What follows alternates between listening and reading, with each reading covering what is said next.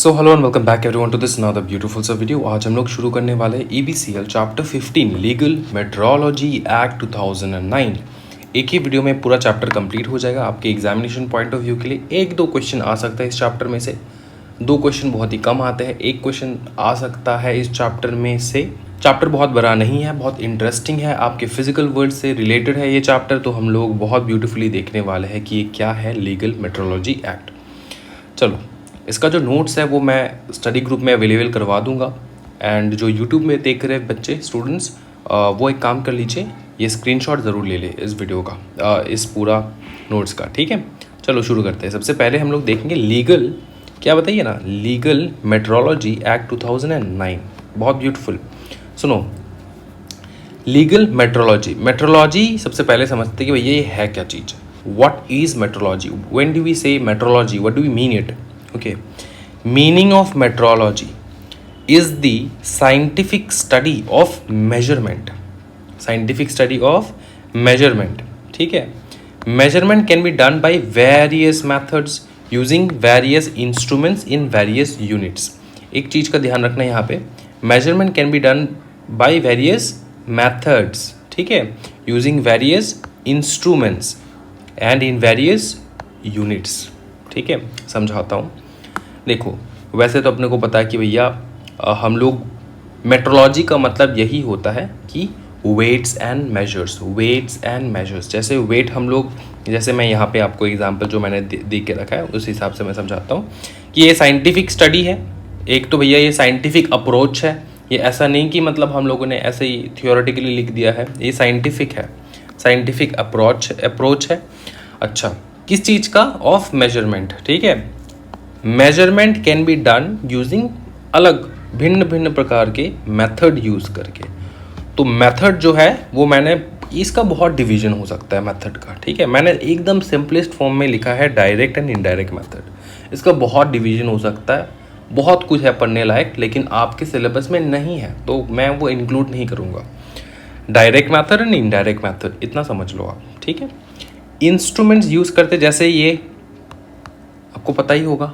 हाँ जी, इससे क्या, आप अगर सब्जी खरीदने जाते हो, कुछ भी आटा खरीदने जाते हो, तो अब आजकल तो डिजिटलाइज हो चुका है सब कुछ, आजकल तो डिजिटलाइज हो चुका है सब कुछ, राइट।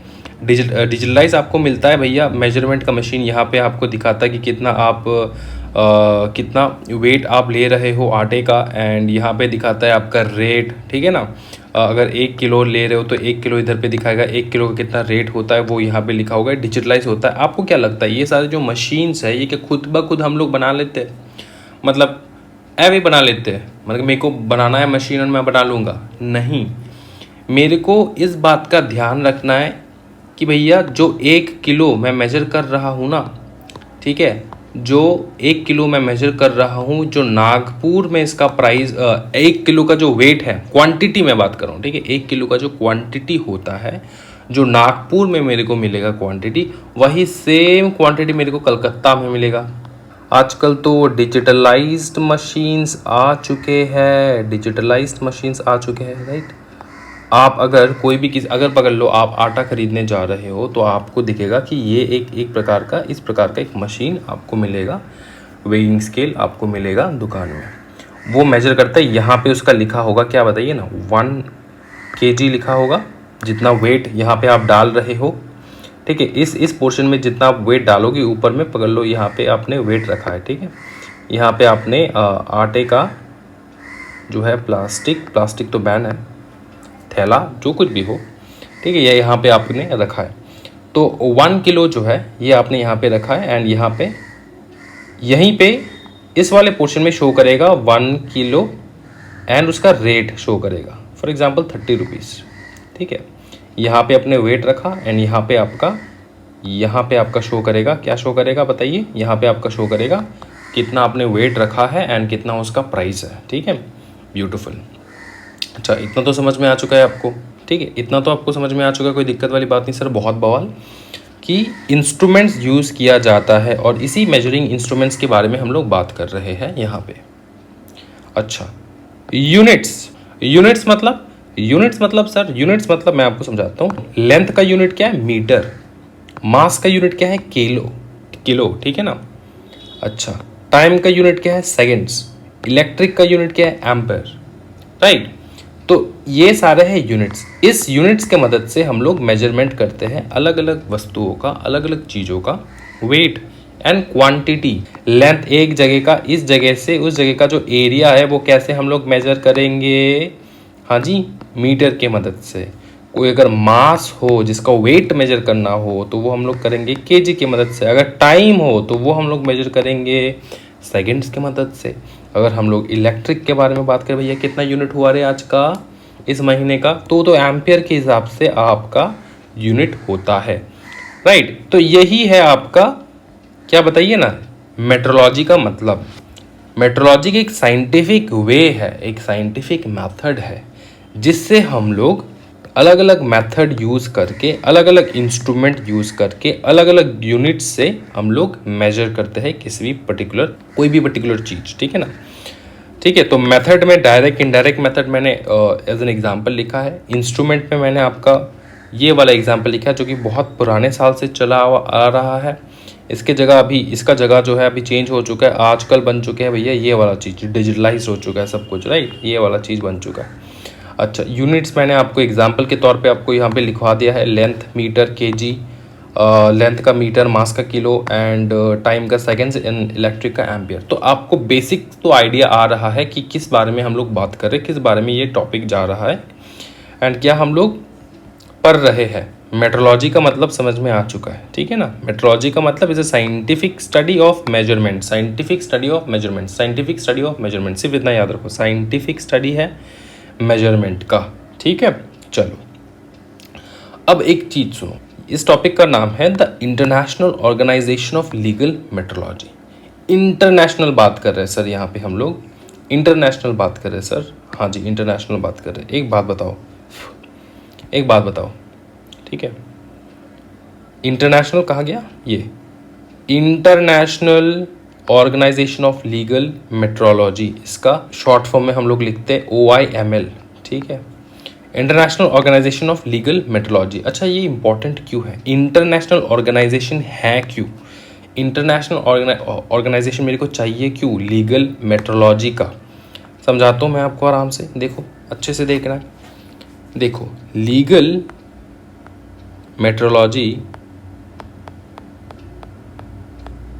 क्या है, एक लीगल वे है जिससे हम लोग मेजरमेंट करते हैं, एक लीगल फॉर्मेट है जिससे हम मेजरमेंट करते हैं। अब एक चीज़ समझो, पकड़ लो, ये इंडिया का मैप है,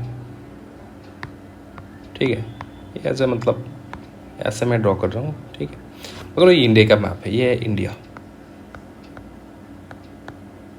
ठीक है। तो इंडिया में अगर इस पार्ट को जूम करो आप, तो यहाँ पे बहुत सारे शहर है, राइट, यहाँ पे बहुत सारे शहर है, गांव है, बस्ती है, ठीक है, इस पर्टिकुलर एरिया में, इस पर्टिकुलर एरिया में, राइट ना। इसको अगर जूम करो तो इसमें भी बहुत सारे गांव है, बस्ती है, शहर है, ठीक है, इस पर्टिकुलर एरिया में। तो क्या ट्रेडिंग होता है, इस जगह से इस जगह पे माल जाता है एंड इस जगह से इस जगह पे माल आता है, क्या ये पॉसिबिलिटी है? हाँ जी, पॉसिबल है। पूरा इंडिया में काम ऐसा ही हो रहा है। मेरे को कुछ सामान चाहिए तो मैं दिल्ली से मंगवाता हूँ, मेरे को अगर कुछ सामान चाहिए तो मैं पंजाब हरियाणा से मंगवाता हूँ, मेरे को अगर कुछ सामान चाहिए तो उनको अगर कुछ सामान चाहिए जो कलकत्ता से मतलब ज़्यादा अफोर्डेबल है, ज़्यादा इकोनॉमिक है उनके लिए, तो वो लोग कैलकाटा से they order the goods and services that they need, ठीक है ना। तो ऐसा होता ही है, ठीक है। कलकत्ता का माल जाता है दिल्ली में, दिल्ली का माल आता है कैलकाटा में। क्या ये सत्य बात है? हाँ जी सर, सत्य बात है। इसमें मतलब क्या झूठ का क्या बात है सर, ये तो सत्य बात है एकदम। अब एक चीज़ समझो कि अगर कलकत्ता का मेजरमेंट सिस्टम कुछ अलग हो, कलकत्ता का जो मेजरमेंट है, मेजरमेंट लेने का तरीका वो अगर अलग हो, कलकत्ता का अगर मेजरमेंट लेने का तरीका अलग हो, दिल्ली का अगर मेजरमेंट लेने का तरीका अलग हो, तो क्या क्या हो सकता है? क्या बिजनेस प्रॉपरली हो पाएगा? नहीं हो पाएगा सर। कहाँ से हो पाएगा? पकड़ लो, कलकत्ता में मैं कलकत्ता में हूँ, दिल्ली से मैंने कुछ सामान मंगवाया, ठीक है, दिल्ली से मैंने कुछ सामान मंगवाया, तो कोई भी चीज़ मैंने मंगवाया, पकड़ लो मैंने मंगवाया वन बैग ऑफ राइस, ठीक है, big bag of rice. Sir ये तो कलकत्ता में मिल जाता है, आपको दिल्ली से काहे आप इंपोर्ट कर रहे हो दिल्ली से, मतलब दिल्ली से काहे मंगवा रहे हो? मतलब एग्जांपल के तौर पे बता रहा हूँ आपको। फॉर एग्जांपल मैंने ये राइस जो है, राइस बैग जो है, ये मैंने इंपोर्ट किया दिल्ली से, ठीक है, मतलब दिल्ली से मैंने मंगवाया, सिंपल बात, ठीक है। अब मैंने दिल्ली वालों को बोला भैया सुनो 50 किलो का भेजना है, ठीक है, 50 किलो का भेजना है। अब वेट है, ये तो मेजर होगा किलो के हिसाब से, राइट, 50 किलो का भेजना है। दिल्ली वाले ने कहा कि ठीक है, कोई दिक्कत वाली बात नहीं सर, हम भेज देंगे, कोई प्रॉब्लम नहीं है। जब दिल्ली वाले ने भेजा तो राइस बैग इतना छोटा था, ठीक है, राइस का जो बैग था ये था, इतना छोटा था, ठीक है। एंड दिल्ली वाले क्लेम कर रहे कि भैया सर ये 50 किलो का ही है।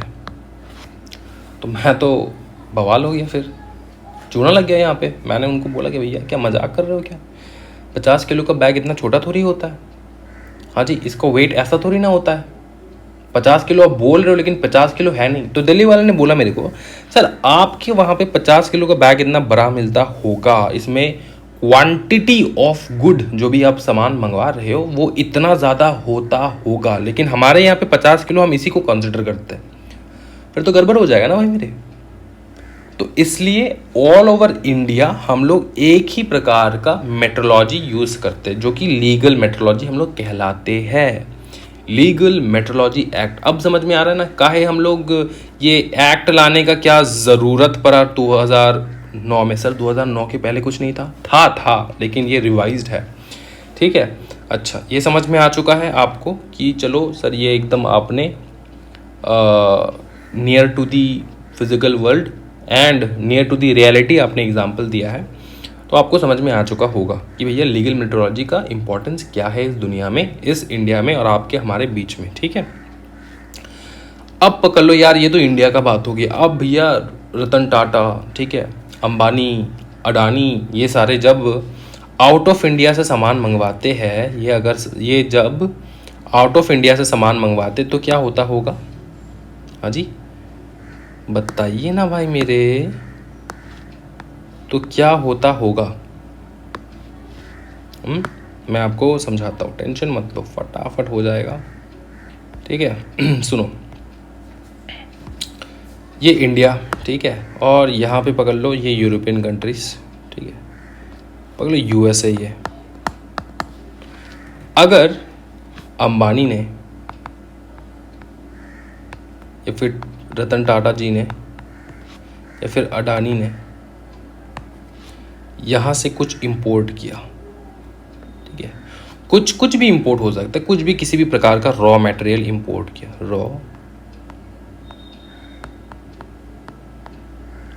रॉ मटेरियल अगर हम लोगों ने इंपोर्ट किया, ठीक है, रॉ मटेरियल हम लोगों ने इंपोर्ट किया, ठीक है। तो अगर अडानी ने ऑर्डर दिया यूएसए वालों को, यूएसए की कंपनी को अडानी ने या फिर अंबानी या फिर टाटा जी ने ऑर्डर दिया कि भैया मेरे को चाहिए 1000 टन का सामान, रॉ मटेरियल, ठीक है। तो यूएसए वालों ने बोला कि ठीक है भेज देंगे। तो यूएसए वालों ने जब भेजा रॉ मटेरियल, ठीक है, इंडिया, ठीक है, यूएसए वालों ने जब भेजा रॉ मटेरियल इंडिया, तो हम लोग देखे 1000 टन का चीज़ जो है वो 500 टन का भेजा है उन लोगों ने, ठीक है। सर ऐसा भी तो हो सकता है कि सर वहाँ का मेजरमेंट यूनिट अलग हो, यहाँ का अलग हो, हाँ हो ही सकता है। देखो ना, सुनो ना, ये जो हमारा केजी है, ठीक है, specifically if I talk about kilogram the mass weight, तो क्या हो जाता है कि वहाँ पे अलग वो लोग बुलाते हैं। जैसे इंडिया में है किलोग्राम, वहाँ पे है पाउंड, वहाँ पे वो लोग पाउंड कहते हैं, ठीक है।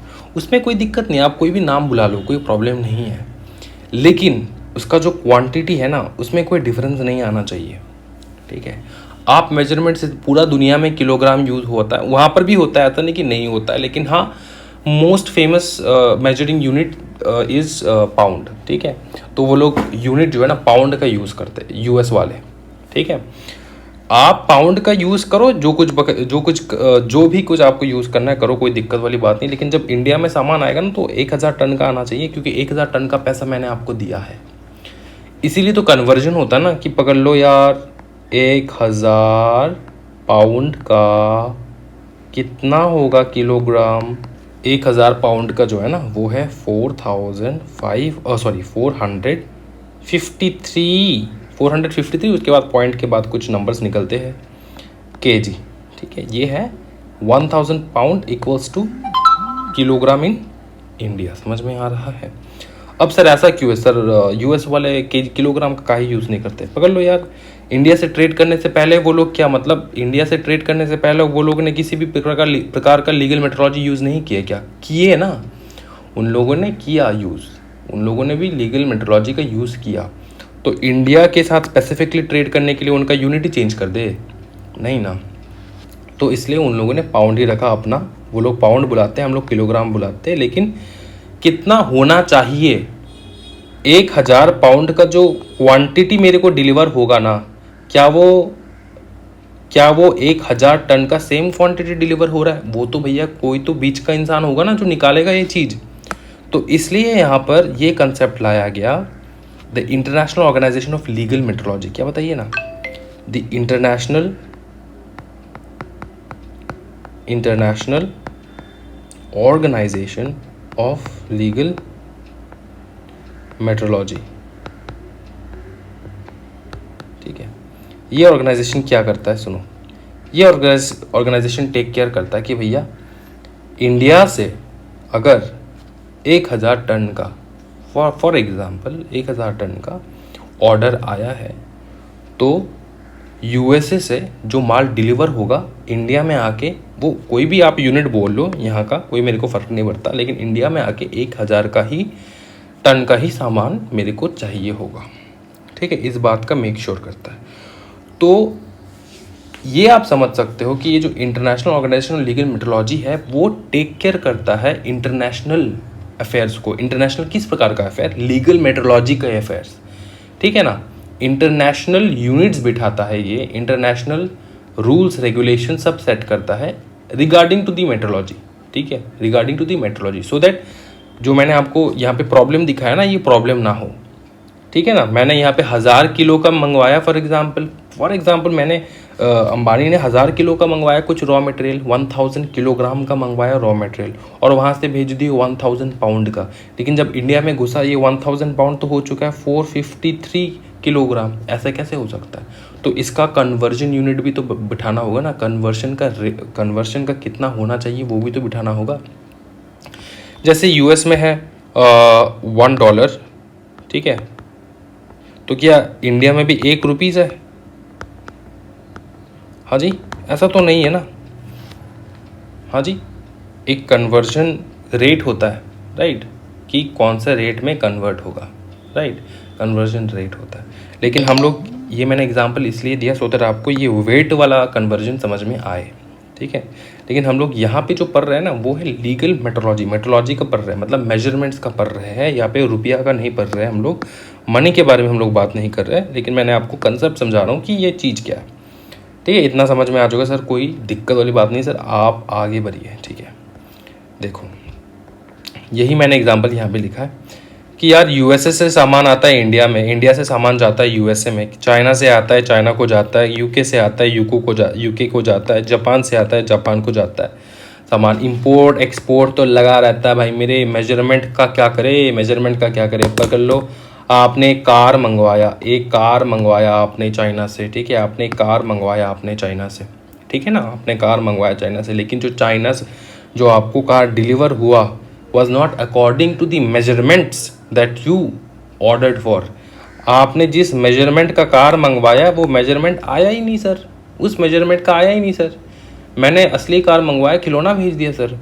पकड़ लो यार, ऑनलाइन से आप कोई कपड़ा खरीद रहे हो, ठीक है, ऑनलाइन से कोई कपड़ा आप खरीद रहे हो, आपने मीम्स तो देखा होगा कि ऑनलाइन से कपड़ा खरीदते हैं, फिर जब आता है वो बहुत छोटा हो जाता है या फिर बहुत बड़ा हो जाता है। उसका एक देखो, ये तो मीम तो बना देते, लेकिन भैया ये कपड़े वाले जो है वो बकवास तो करते नहीं। वो लोग तो अपना मेजरमेंट दे देते कि भैया इसका ये मेजरमेंट है, इसका वो मेजरमेंट है। मेजरमेंट के बिना आप कपड़े खरीदोगे कैसे? राइट। तो इसलिए पकड़ लो, आपने ऑनलाइन ऑर्डर किया कुछ ड्रेस आपके हिसाब से, मेजरमेंट के हिसाब से, आपने इंपोर्ट कर रहे हो कहीं और से, या फिर आप पकड़ लो ना दिल्ली से मंगवा रहे हो आप, ठीक है, कलकत्ता में मैं बैठा हूँ, ठीक है, मैं कलकत्ता में बैठा हूँ, मैंने दिल्ली से मंगवाया ड्रेस, मैंने जो ड्रेस मंगवाया है, ठीक है, ऑनलाइन दिल्ली से, वो जब घर तक आया तो देखा भैया ये रुमाल खुल के निकल गया, समझ में आ रहा है, बहुत छोटा सा ड्रेस था। तो ऐसा क्या बिजनेस हो सकता है? ऐसा तो ठग लेंगे लोग, ठीक है। जब मैं कंप्लेन करूंगा तो वो बोलेंगे भैया हमारे इधर पे मेजरमेंट अलग है, आपके उधर पे अलग हो सकता है। इसलिए all over the world, all over India, all over the world, all over India measurement एक ही होता है, ठीक है। मेजरमेंट एक ही होने का इसका जो पूरा एक काम है ना, इसका जो पूरा भार है, ये भार उठाता है international organization of legal metrology, ठीक है, सो दैट कोई ठग ना जाए। Got it? हाँ सर, बहुत बवाल। क्या है ये? OIML, international organization of legal metrology, formed कब हुआ? 1955 को। सब पूरे दुनिया को लगा भैया अब तो बनना चाहिए, तो बन गया 1955, ठीक है। इसके मेंबर कंट्रीज कौन कौन है आराम से समझेंगे, कोई टेंशन वाली बात नहीं।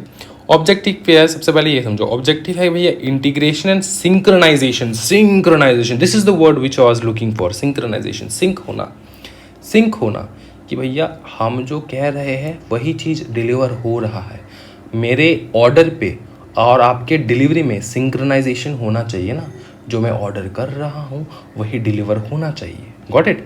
Of diverse metrology procedures, of diverse. Diverse क्यों है? क्योंकि मैंने आपको समझाया है कि भैया इंडिया में तो है केजी, यूएस में है भैया अपना पाउंड, ठीक है, पाउंड। तो इस चीज़ का हम लोग कैसे सॉल्यूशन निकालें? तो ये सॉल्यूशन निकालने का काम इन्हीं का है, international organization of legal metrology, integration and synchronization of diverse metrology procedures. Got it sir? हाँ जी, गॉट इट, कोई दिक्कत वाली बात नहीं, ठीक है। आगे बढ़ेंगे। देखो, OIML सर्टिफिकेट मिलना चाहिए अपने को, ठीक है। देखो, OIML certificate, system for measuring instruments, for measuring क्या बताइए ना, इंस्ट्रूमेंट्स, फॉर मेजरिंग इंस्ट्रूमेंट्स। अच्छा, OIML सर्टिफिकेट किसको चाहिए? चाहिए मैन्युफैक्चरर्स को, जो मैन्युफैक्चर करते हैं ना उनको चाहिए, ठीक है। एक बहुत ब्यूटीफुल सा चीज़ आपको बताऊंगा, लेकिन ये कंप्लीट होने के बाद, ये पेज कंप्लीट होने के बाद बताऊंगा, ठीक है। सुनो, बात ऐसा है कि देखो, बात कुछ ऐसा है कि मैन्युफैक्चरर्स को अप्लाई करना होगा फॉर OIML सर्टिफिकेट। ये कौन देगा सर्टिफिकेट? यही रे बाबा, यही है international organization of legal metrology, OIML, ठीक है। अच्छा, मैन्युफैक्चरर्स अप्लाई करेंगे फॉर OIML सर्टिफिकेट, और certificate are delivered by OIML member state. मतलब OIML एक इंटरनेशनल ऑर्गेनाइजेशन है, इसके जितने भी मेंबर स्टेट होंगे ना, मेंबर स्टेट मतलब आपको मेंबर बनना होगा ना उनका, आपको आपका कंट्री जो है इंडिया मेंबर होना होगा OIML का, सो दैट हम लोग अच्छे प्रकार से इंपोर्ट एक्सपोर्ट कर पाए फ्रॉम डिफरेंट कंट्रीज, एंड कोई मेजरमेंट का दिक्कत ना हो, राइट, वो लोग सॉर्ट आउट करके देंगे। तो मैन्युफैक्चरर्स को चाहिए होगा OIML सर्टिफिकेट, ठीक है, OIML certificate. Certificate are delivered by OIML member state, मतलब अगर आपने OIML के लिए अप्लाई किया सर्टिफिकेट, तो अब इंटरनेशनल ऑर्गेनाइजेशन है, लेकिन इसका ब्रांच तो ऑब्वियसली होगा ना, ब्रांच तो ऑब्वियसली होगा कहाँ पे? हाँ जी, ब्रांच तो ऑब्वियसली होगा इंडिया में, क्योंकि हम लोग पढ़ रहे हैं ये चीज़, तो ऑब्वियसली इंडिया पे लागू होगा ये चीज़, ठीक है। तो इंडिया में अपने को OIML का जो ब्रांच होगा, ठीक है, वहाँ से अपने को मिल जाएगा, क्या बताइए, ये OIML सर्टिफिकेट। किन को चाहिए OIML सर्टिफिकेट? मैन्युफैक्चरर्स को, जो मैन्युफैक्चर करते हैं। एज ऑफ मार्च 22, ये थोड़ा अलग इन्फॉर्मेशन है, थोड़ा एक्स्ट्रा इन्फॉर्मेशन है जो मैंने यहाँ पे इंसर्ट किया आपके कंसेप्ट क्लियरिटी के लिए, ठीक है। सुनो एक चीज़, एज ऑफ मार्च 22 ना, 62 state had signed up for members, मतलब पूरे दुनिया में जितने भी कंट्रीज है उसमें से 62 कंट्रीज ने जो है वो साइंड अप किया है फॉर बीइंग अ मेंबर। यहाँ पे हम लोग स्टेट, कंट्री को स्टेट बुला रहे हैं, ठीक है ना। Had signed up for member 62 countries, plus 63 अलग कंट्रीज ऐसे हैं जो कॉरस्पॉन्डिंग मेंबर्स है, मतलब 62 असली मेंबर्स है, एंड 63 कॉरस्पॉन्डिंग मेंबर्स है जिनके पास वोटिंग राइट नहीं रहता। 63 स्टेट्स के पास वोटिंग राइट नहीं है, लेकिन टॉप 62 स्टेट्स के पास वोटिंग राइट है। अब सुनो, अब आप सोचोगे सर इतना सारा कंट्रीज़ है, इसमें से सिर्फ 62 कंट्रीज़ जो है वो मेंबर है एंड 63 कंट्रीज़ जो है वो क्या है बताइए ना, वो है अपना कॉरस्पॉन्डिंग मेंबर्स। तो सर कैसे चलेगा सर, पूरा वर्ल्ड को एक साथ आना पड़ेगा सर। सुनो, ये जो 62 स्टेट्स है ना, यहाँ पे 62 स्टेट्स एंड 63 कॉरस्पॉन्डिंग स्टेट, ये पूरे अर्थ का 86% वर्ल्ड पॉपुलेशन कंट्रोल करता है। मतलब पकड़ लो India plus China plus USA, ठीक है, सब मिला के 86 plus of the world population control करता है and 96% of the world economy. Got it? हाँ जी। तो भैया इन टोटल बहुत है, जितने भी स्टेट आया है ना टू बी ए मेंबर, बहुत है। 86% जो है वर्ल्ड पॉपुलेशन इन्हीं 62 स्टेट्स एंड 63 कॉरस्पॉन्डिंग मेंबर्स जो है इन स्टेट्स में रहते हैं एंड 96% का वर्ल्ड इकोनॉमी जो है यही स्टेट्स चलाते हैं, यही कंट्री जो है कंट्रोल करता है 96% of the world economy. Got it? Certificates will be issued by issuing authorities of the member state. समझ में आ चुका है? इंडिया पकड़ लो, इंडिया जो है वो एक मेंबर है। इंडिया पकड़ लो एक मेंबर है। किसका मेंबर है सर? ये OIML का। तो इंडिया में भैया उसके इशूइंग अथॉरिटीज़ तो रहेंगे जो सर्टिफिकेट इशू करेगा, है ना, उनसे आपको सर्टिफिकेट ले लेना होगा। किसको लेना होगा सर्टिफिकेट? मैन्युफैक्चरर्स को। अब बड़ा क्वेश्चन आता है, सर मैन्युफैक्चरर्स को जो सर्टिफिकेट नहीं मिलेगा, ये मैन्युफैक्चरर्स है कौन? ये है कौन sir manufacturers? Manufacturers here, manufacturer means those manufacturers who manufactures, क्या बताइए ना, हु मैन्युफैक्चर्स, हाँ जी, weights and measures. Got it? जो वेट्स एंड मेजर्स मैन्युफैक्चर करते हैं, मतलब ये वाला मशीन, ये वाला मशीन जो मैन्युफैक्चर करता है, समझ में आ रहा है? ये उनको ध्यान में रखना है भाई मेरे। आप तो कंज्यूमर हो, आपको क्या करना है, मेरे को कुछ नहीं करना। लेकिन जितने भी मैन्युफैक्चरर्स है जो ये बनाते हैं ना all over the country, all over the world, उनको ध्यान में रखना होता है गाइडलाइंस। कौन गाइडलाइन देता है सर? ये international organization of legal metrology की। इतना का इतना वेट होना चाहिए, इतना का इतना होना चाहिए, इस प्रकार से वो लोग ये सारा सामान बनाते, ये सारा जो है वेट एंड मेजर्स जो है ये बनाते हैं। फॉर एग्जांपल सिर्फ ये नहीं, जैसे हम लोग मेजरिंग टेप होता है ना, मेजरिंग टेप जो ऐसा टेप निकलता है, मेजरिंग टेप, ठीक है ना, जहाँ पे मीटर लिखा होता है ना, ये मेजरिंग टेप भी तो एक मेजरिंग यूनिट, एक मेजरिंग डिवाइस है ना। तो ये सारे डिवाइस जो मैन्युफैक्चर करते हैं उनको ध्यान में रखना होता है, कि भैया पूरा all over India, all over world में जो भी हो रहा है वो एक ही मेजरमेंट का हो। एंड सुनो एक चीज़, उनको सर्टिफिकेट लेना होता है इनसे, किन से? OIML सर्टिफिकेट लेना होता है उनसे। समझ में आ रहा है? OIML सर्टिफिकेट लेना होता है। सर अगर सर्टिफिकेट ना ले तो कुछ चलेगा? हाँ चलेगा, कोई दिक्कत वाली बात नहीं है। लेकिन बड़े बड़े कंपनीज आपके साथ डील ही नहीं करेगा ना। बड़ा कंपनीज, अंबानी अडानी अगर कोई सामान भेज रहा है आउट ऑफ इंडिया, तो एक रजिस्टर्ड मैन्युफैक्चरर से अपने वेट्स एंड मेजर्स लेगा ना, सो दैट कोई दिक्कत ना हो, वेट्स एंड मेजरमेंट में कोई ऊंच नीच ना हो जाए। इज्जत का सवाल है। समझ में आ चुका है? कोई दिक्कत वाली बात नहीं सर, बवाल हो आप। अच्छा इधर आओ। प्री पैकेज कमोडिटी, ये क्या है? प्री पैकेज कमोडिटी, या हम लोग कह सकते हैं प्री पैक्ड कमोडिटी, ठीक है। प्री पैक्ड कमोडिटी का मतलब होता है, हाँ आपको पता है, मेरे को पता है, लेकिन आपको ये नहीं पता कि यहाँ पर क्या पता है। एग्जामिनर को यहाँ पे जो पता है, ये पता आपको लिखना होगा एग्जामिनेशन में। तो पढ़ो, देखो, a commodity which without the purchaser being present, मतलब परचेसर जो हम परचेसर है ना, हाँ वो हम प्रेजेंट थे ही नहीं जब ये पैक हो रहा था, is placed in a package of what ever nature, मेरे को पता नहीं पैकेज का जो कुछ भी नेचर हो सकता है, वेदर सील्ड और not, so that the product contained therein has a predetermined quantity।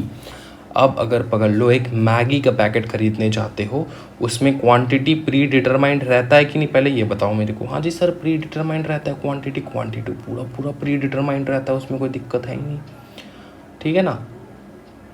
तो क्या मैगी आपके सामने पैक्ड होता है? नहीं, इसलिए उसको कहते हैं हम लोग प्री पैक्ड कमोडिटी। ये समझ में आ चुका है प्री पैक्ड कमोडिटी क्या है? जो कंज्यूमर के, जो परचेसर के, कंज्यूमर के प्रेजेंट रहने समय वो पैक नहीं हुआ, उससे पहले पैक्ड था वो। समझ में आ रहा है? रहते समय, नॉट रहने समय। ओके।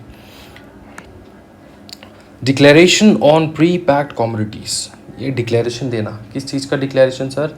प्री पैक्ड कमोडिटीज़ का डिक्लेरेशन, प्री पैक्ड कमोडिटीज़ का declaration. Declaration are made in an area called principal display panel. इसको अच्छे से मैं मार्क कर, प्रिंसिपल डिस्प्ले पैनल, ठीक है। ऑन दी, अरे भाई मेरे, on the product containing information like net weight, ingredients, MRP, manufacturing dates, expiry dates, direction to use, best before batch number, ये सारा मेंशन रहता है। मैं एग्जांपल के तौर पे यहाँ पे लेकर आ गया भैया अपना नेस्ले का सबसे फेवरेट मैगी पैकेट। ये है अपना PDP एरिया, इसको कहते हैं हम लोग प्रिंसिपल डिस्प्ले एरिया। इस एरिया को हम लोग कहते हैं प्रिंसिपल डिस्प्ले एरिया। यहाँ पे क्या क्या रहता है सर? यहाँ पे रहता है आपका इंफॉर्मेशन लाइक इसका वेट क्या है, नेट वेट क्या है, 79 ग्राम, देख रहे हो? ओ भाई मेरे सुनना, देख रहे हो वेट क्या है? वेट है ना, नेट वेट। इंग्रेडिएंट्स क्या क्या डला हुआ है, ओ हो इंग्रेडिएंट्स सर, यहाँ पर है इंग्रेडिएंट्स, इंग्रेडिएंट्स क्या क्या डला हुआ है, ठीक है। MRP तो शायद फ्रंट में रहता है इसका, ठीक है। एंड उसके बाद मैन्युफैक्चरिंग डेट, कब मैन्युफैक्चर हुआ इसका, मैन्युफैक्चरिंग डेट जो है ये यहीं पे होगा कहीं पे, यहाँ पे तो दिखाई नहीं दे रहा है।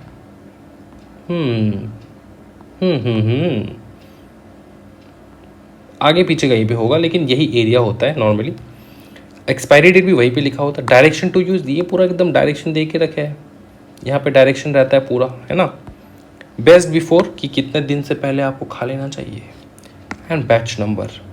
इंग्रेडिएंट्स वगैरह तो यहीं पे है, ये देखो ना, इंग्रेडिएंट्स तो यहीं पे है, देखो क्या क्या है इंग्रेडिएंट्स।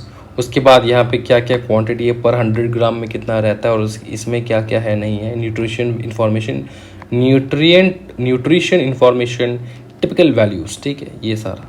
तो ये है प्रिंसिपल डिस्प्ले एरिया। अगर जो आपका पैक्ड कमोडिटीज़ रहता है ना, प्री पैक्ड कमोडिटीज़, उनमें तो भाई मेरे सीधा सीधा बता दिया भैया, आप प्री पैक्ड बेच रहे हो कोई दिक्कत वाली बात नहीं है, आप प्री पैक्ड बेच रहे हो कोई दिक्कत वाली बात नहीं है, लेकिन उसमें आप डिक्लेयर करो कि डिक्लेरेशन दो, आप डिक्लेरेशन दो, आप डिक्लेरेशन दो कि भैया क्या क्या डाला है आपने यहाँ पे, कहाँ डाल के रख दिया आप यहाँ पे, ठीक है, कोई दिक्कत वाली बात नहीं सर, ठीक है।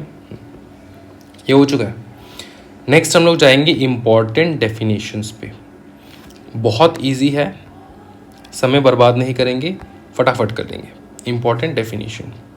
सील का मतलब क्या होता है सर? सील सबको पता है। सील मीन्स अ डिवाइस और process by which a stamp is made and includes any wire और other accessories which is used for insuring the integrity of any stamp. Seal मानना, समझो एक चीज, सील मानना, किसी भी चीज का अगर ठप्पा लग जाए तो आपको पता चल जाएगा भैया ये ब्रांडेड है। लिवाइस का सील लग जाए तो आपको पता है ये ब्रांडेड है चीज। तो इंटीग्रिटी ऑफ एनी स्टैम्प, ठीक है, ensuring the integrity of any stamp, ठीक है। अब स्टैम्प क्या है? स्टैम्प हम लोग डिफाइन करते हैं to mean a mark made by impressing, या तो इम्प्रेसिंग हो सकता है भैया, लिवाइस का जो कपड़ा होता है उस, या तो जूते होते हैं, वहाँ पे क्या होता है, लिवाइस का मार्क रहता है ना, हाँ जी, मार्क रहता है, सील रहता है, ठीक है। वो कैसे होता है? इम्प्रेसिंग होता है, या तो इम्प्रेसिंग हो, या तो इनग्रेविंग हो, इनग्रेव कर दिए उसके ऊपर, या तो इचिंग हो, ब्रांडिंग हो, एफिक्सिंग हो, प्री स्ट्रेस्ड पेपर सील हो। तो सील तो अलग अलग प्रकार का बहुत कुछ हो सकता है, राइट।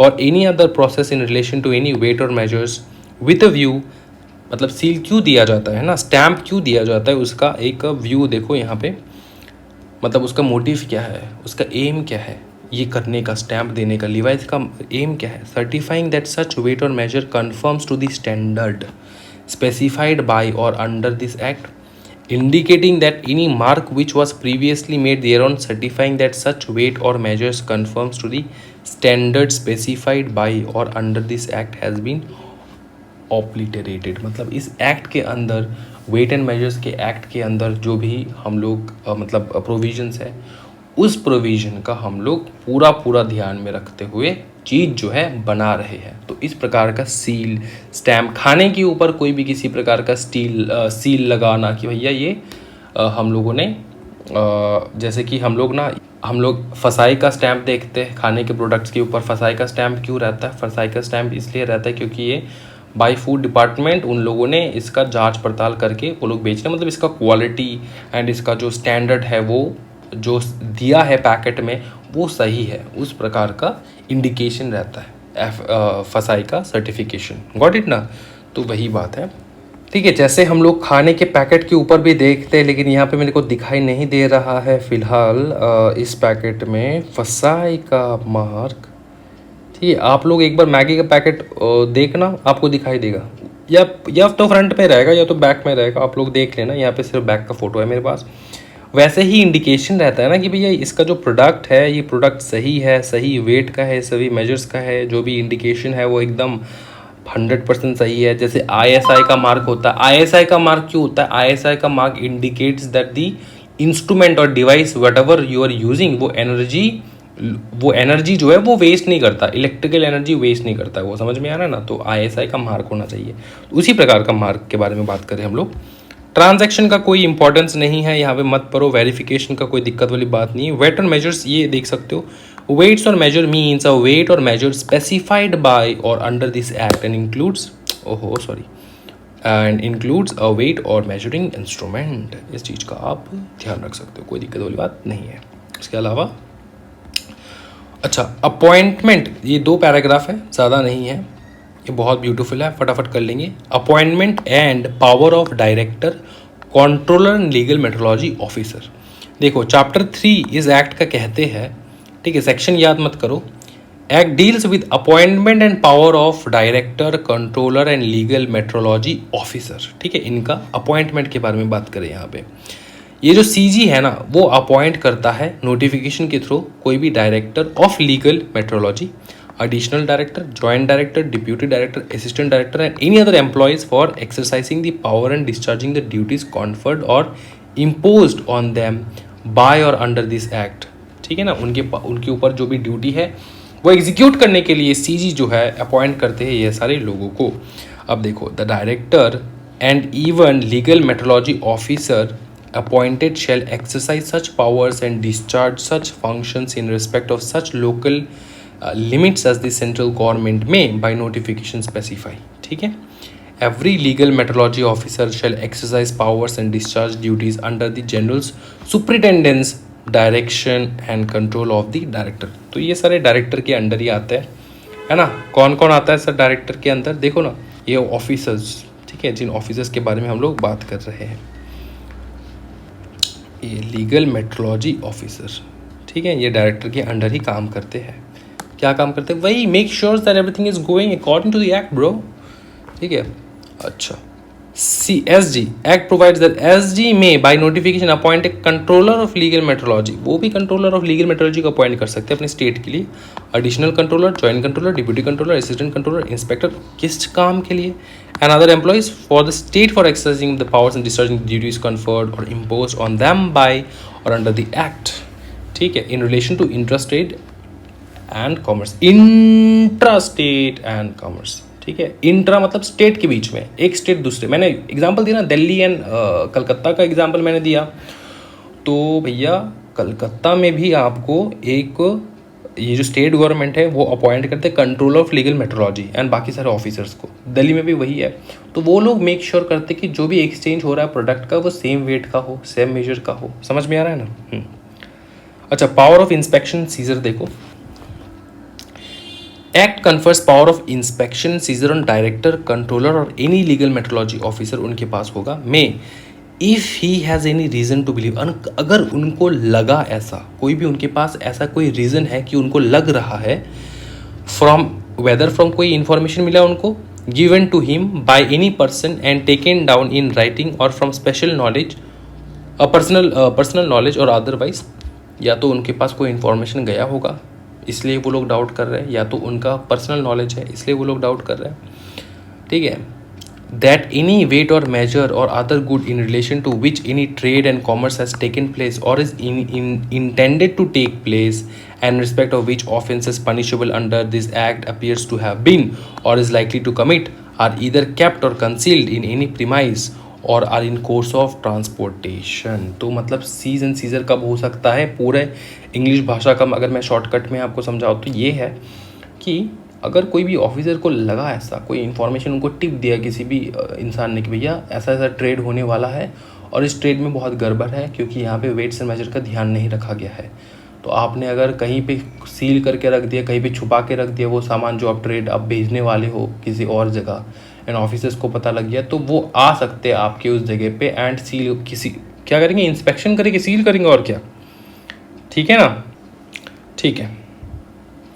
अच्छा, ये declaration on pre package commodities repetition है, एक बार पढ़ लेना, रीड कर लेना, ठीक है। रिपीटेशन है, वही है कि आपके पास पूरा लिख के रखना होगा जो भी आपका डिक्लेरेशन होगा। देखो, no person shall manufacture, pack, sell, import, distribute, deliver, offer, expose or possess for sale any pre-packed commodity unless such package is in such standard quantities or number and bears their own such declarations and particulars in such manner as may be prescribed। उसके ऊपर declaration सब कुछ रहना होगा ना कि भैया ये क्वांटिटी है, वे है, वो है, विदाउट कोई डिटेल कोई भी पैकेट सेल नहीं हो सकता। सर होता तो है, वो इलीगल है। अब इधर आओ, देखो ये लास्ट हम लोग टॉपिक पढ़ने वाले हैं पेनल्टीज़। पेनल्टीज़ बहुत ब्यूटीफुल है, मैं आपको बता दूं क्यों ब्यूटीफुल है, क्योंकि मैंने यहाँ पे लिख के रखा है, आपका ज़िंदगी आसान कर दिया मैंने। देखो जो इम्पोर्टेंट है वो, ठीक है।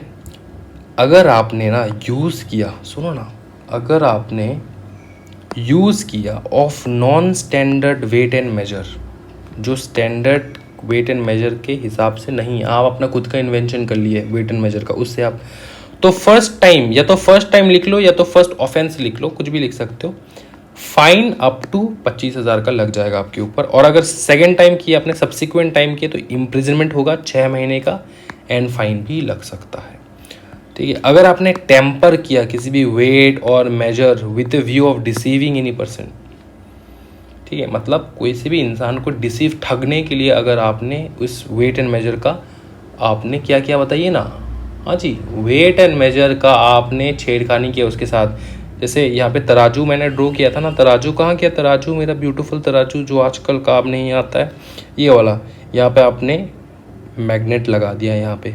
तो अगर आपने मैग्नेट लगा दिया यहाँ पे और यहाँ पे आप सामान डाल रहे हो तो क्या हो जाएगा, इसका भार ज़्यादा हो जाएगा, एक्चुअल वेट से ज़्यादा हो जाएगा, तो पब्लिक को आप कम डिलीवर करोगे क्योंकि यहाँ पर मैग्नेट ने आधा वेट खा लिया है, राइट।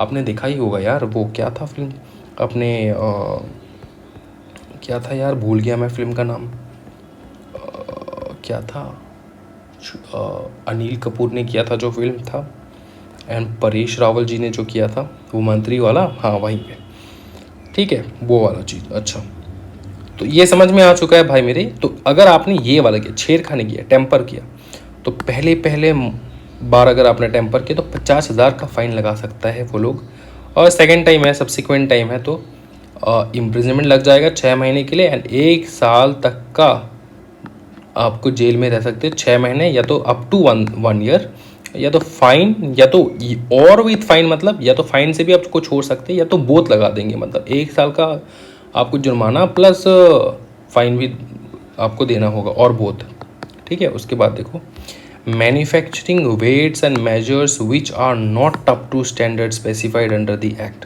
अगर आपने मैन्युफैक्चर किया, ओह मैन्युफैक्चरर्स को कहा जा रहा है यहाँ पे, समझो, वो लोग ने ये तरबूजा बना रहे हैं, वो लोग तरबूजा कह रहा हूँ मैं, सॉरी, तराजू बना रहे हैं, मैन्युफैक्चर कर रहे हैं वेट्स एंड मेजर्स जो कि स्टैंडर्ड इसके हिसाब से नहीं, अप टू द स्टैंडर्ड नहीं है, तो पहली बार है तो 20,000 तक का फ़ाइन, अगर सब्सिक्वेंट बार है तो 3 साल तक का जेल हो सकता है या फ़ाइन हो सकता है, बोथ भी हो सकता है, फ़ाइन एंड जेल दोनों हो सकता है। अगर आपने किसी भी आर्टिकल को सेल किया, selling any article less than the quantity और नंबर कॉन्ट्रैक्टेड अर्लियर, मैंने आपको बोला भाई मैंने दिल्ली वाली पार्टी को बोला कि 50 किलो का चावल का बस्ता भेज दे, दिल्ली वाली पार्टी ने कॉन्ट्रैक्ट किया मेरे साथ, मैंने पैसा भेज दिया उनको, यूपीआई पेमेंट कर दिया मैंने, डिजिटल इंडिया। उसके बाद उन लोगों ने क्या किया, 20 किलो का भेज दिया, तो भैया छेड़खानी हुआ मेरे साथ। फर्स्ट ऑफेंस अप टू 10,000 का फाइन लग सकता है, सब्सिक्वेंट ऑफेंस में लग सकता है 1 साल का जेल और विद फाइन और बोथ, ठीक है। अच्छा, और एक चीज़ है काउंटर फिटिंग का डेफिनेशन आप याद कर लो, ये एग्जामिनेशन में आ सकता है। काउंटर फिटिंग का मतलब होता है, काउंटर फिटिंग मैं समझ चाहता हूँ, ठगना, कैसे ठगोगे मैं बताता हूँ।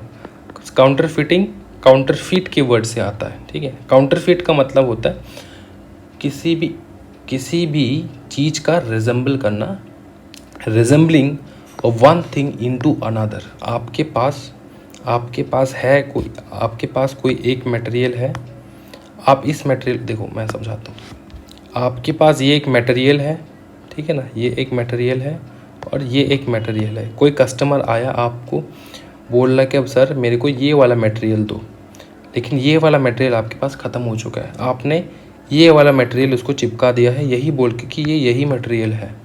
समझा? हाँ जी, बताओ ना, समझे? क्योंकि कस्टमर को कभी कभार पता नहीं लगता है ना। आप किसी भी नन्हे मुन्ने दूल्हे राजा को भेज दो बाज़ार करने उनको भेज दो ना यार, उनको बोलो कि तुम ये ला कर आओ, ये सामान लेकर आओ, ये आलू लेकर आओ, ठीक है, तो वो दूसरा आलू लेकर आ जाएगा, है ना। क्यों लेकर आ जाएगा? क्योंकि उसको पता नहीं है।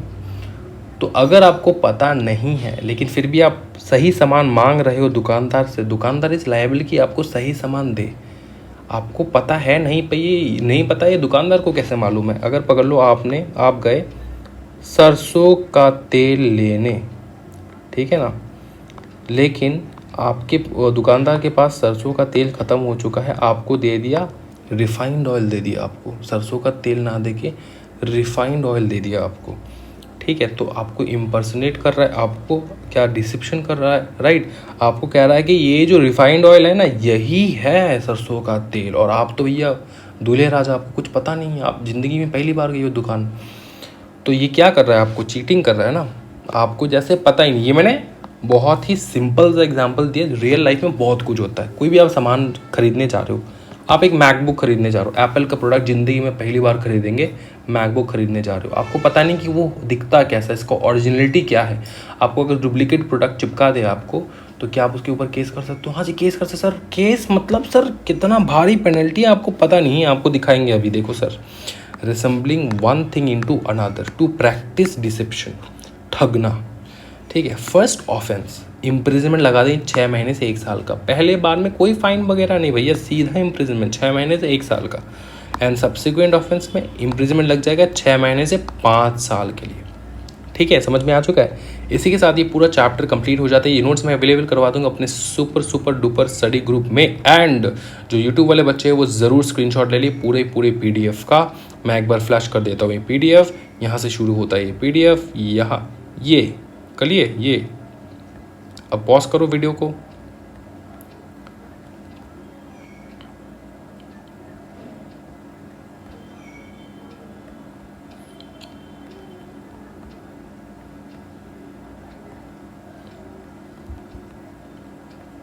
ब्यूटीफुल सर, कोई दिक्कत वाली बात नहीं है, ठीक है। तो आज के वीडियो में इतना ही भाई मेरे, thank you so much. Video को लाइक ज़रूर कर देना, सब्सक्राइब कर देना for more free video lectures. Thank you so much everyone, happy learning, bye bye and take care.